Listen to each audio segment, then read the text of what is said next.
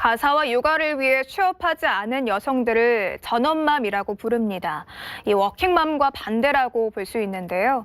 이들 전업맘 가운데 70% 이상이 취업 의사가 있는 것으로 조사됐습니다. 박천영 기자입니다. 현재 취업하지 않은 15세에서 49세 이하 기혼 여성들에게 향후 취업 의향을 물었더니 10명 중 8명은 앞으로 일을 할 생각이 있는 것으로 나타났습니다. 특히 나이가 어릴수록, 학력이 높을수록, 그리고 가구 소득이 낮을수록 취업할 생각은 컸습니다. 20, 30대 여성의 경우 80% 이상에서 취업 의향이 있는 것으로 조사됐습니다. 40에서 44세는 73%, 45세에서 49세는 58%대로 급격하게 하락하는 모습인데요. 그렇다면 가구 소득과는 어떤 차이가 있는지 살펴보겠습니다. 월 평균 가구 소득의 100% 미만의 경우 80% 안팎으로 취업 의향이 있었지만 소득이 높아질수록 취업을 원하는 여성은 줄어드는 것으로 확인됐습니다. 그렇다면 취업을 희망하는 이유는 뭘까요? 아이들의 양육과 교육에 보태기 위해서가 33.2%로 가장 많았고 자아실현, 이후 남편 수입 부족 등이 뒤를 이었습니다. 교육비나 생활비 등에 보태려는 이유가 절반 이상을 차지한 겁니다. 우리나라는 2000년 65세 이상 고령자가 전체 인구의 7%를 넘으며 고령화 사회에 진입했습니다. 이후 2017년 고령자는 14%를 넘어서 고령 사회가 됐고 다가오는 2025년이면 20% 이상인 초고령 사회 진입이 예상됩니다.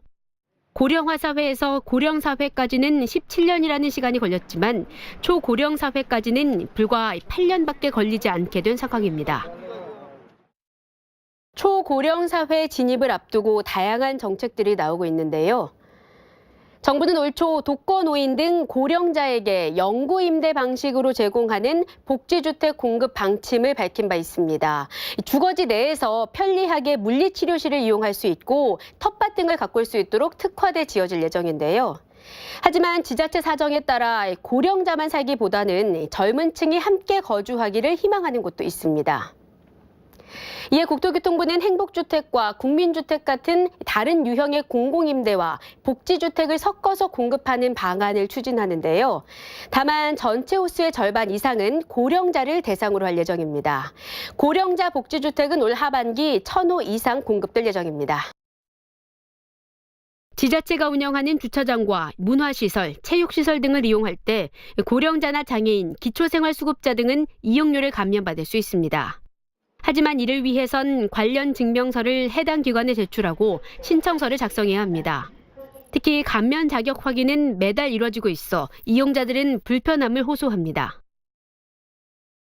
행정안전부가 각종 서류 없이도 간편하게 할인 혜택을 받을 수 있도록 시스템 개선 공모 사업을 시작했습니다. 사업이 시행되면 지금 보고 계시는 공공시설관리 누리집을 통해 본인이 직접 감면 자격을 조회하고 신청까지 하면 혜택을 받을 수 있게 되는데요. 내년부터 간편하게 이용할 수 있을 것으로 전망됩니다. 지금까지 더 뉴스 전해드렸습니다.